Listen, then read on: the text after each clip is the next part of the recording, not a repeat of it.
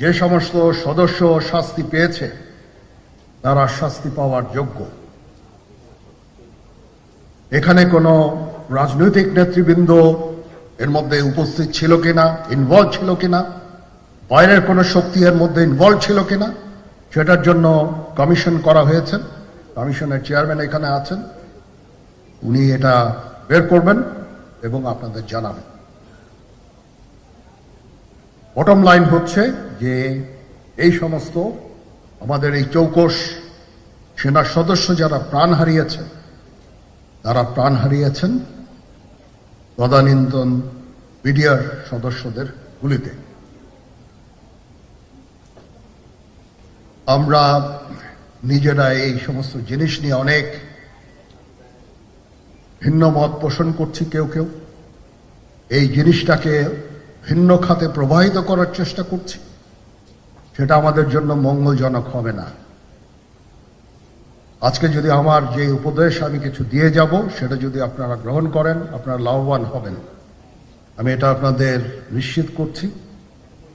আমরা নিজেরা ভেদাভেদ সৃষ্টি না করি, আমরা নিজেরা ইউনাইটেড থাকি।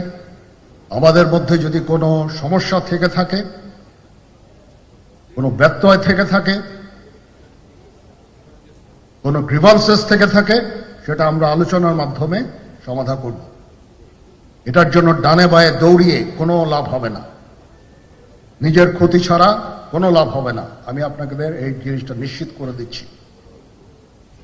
কিছু কিছু সদস্যদের দাবি যে তারা 2009 সাল থেকে আজ পর্যন্ত বিভিন্ন শাস্তি পেয়েছেন। কেউ কেউ দায়ী করছেন যে তারা অযাচিতভাবে শাস্তি পেয়েছেন। এটার জন্য আমি একটা বোর্ড করে দিয়েছি, একজন লেফটেন্যান্ট জেনারেল সেই বোর্ডের সদস্য।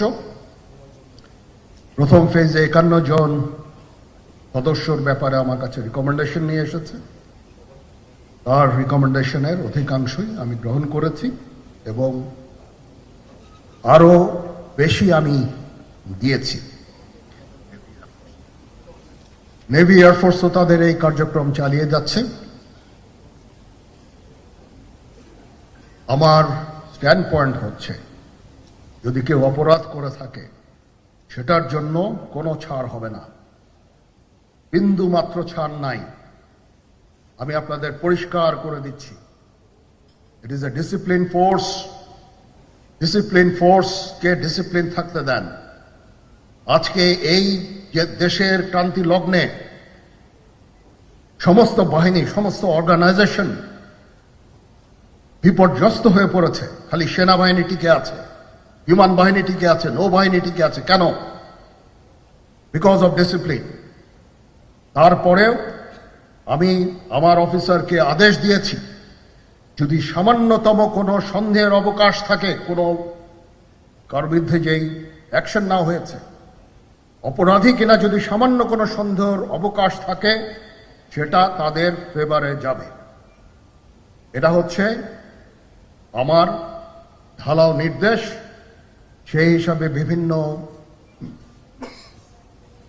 প্রস্তাব আমার কাছে এসেছে। কোনো কোনো প্রস্তাবে আমি আরো আমার নিজে থেকে যোগ করে আরো বেশি আমি দিয়েছি।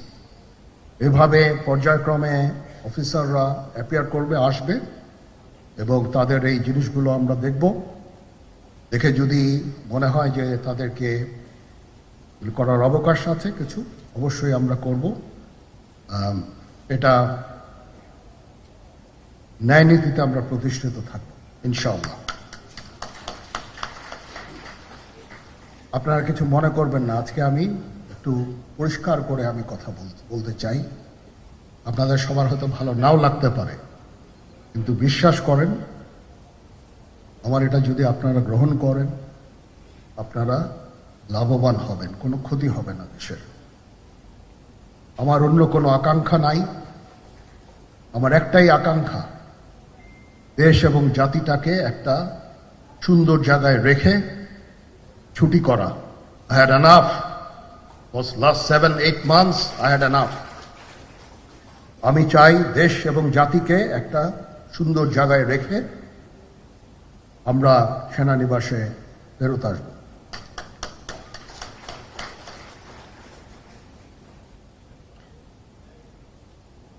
আরেকটা জরুরি বিষয় যেটা আমি ভাবলাম যে আপনাদের সাথে আমি শেয়ার করি। দেশের এই আইন শৃঙ্খলা পরিস্থিতি খারাপের পিছনে কিছু কারণ আছে। প্রথম কারণটা হচ্ছে যে আমরা নিজেরা হানাহানির মধ্যে ব্যস্ত, একজন আরেকজনের বিরুদ্ধে বিষোদ্গারে ব্যস্ত।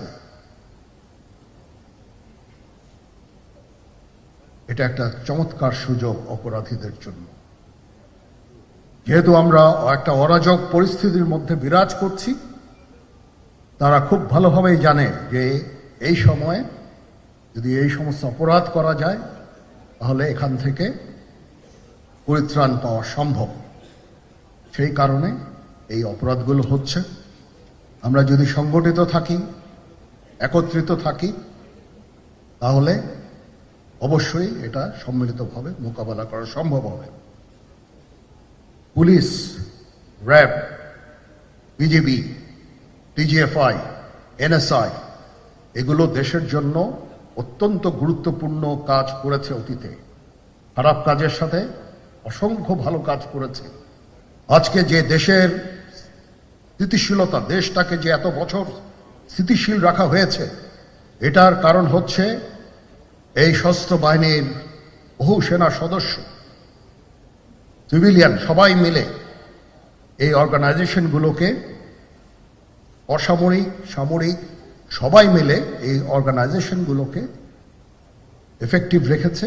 সেই জন্য আজকে সুন্দর, এতদিন ধরে আমরা একটা সুন্দর পরিবেশ পেয়েছি। এর মধ্যে যারা কাজ করেছে, যদি অপরাধ করে থাকে সেটার শাস্তি হবে, অবশ্যই শাস্তি হতে হবে, না হলে এই জিনিস আবার ঘটবে।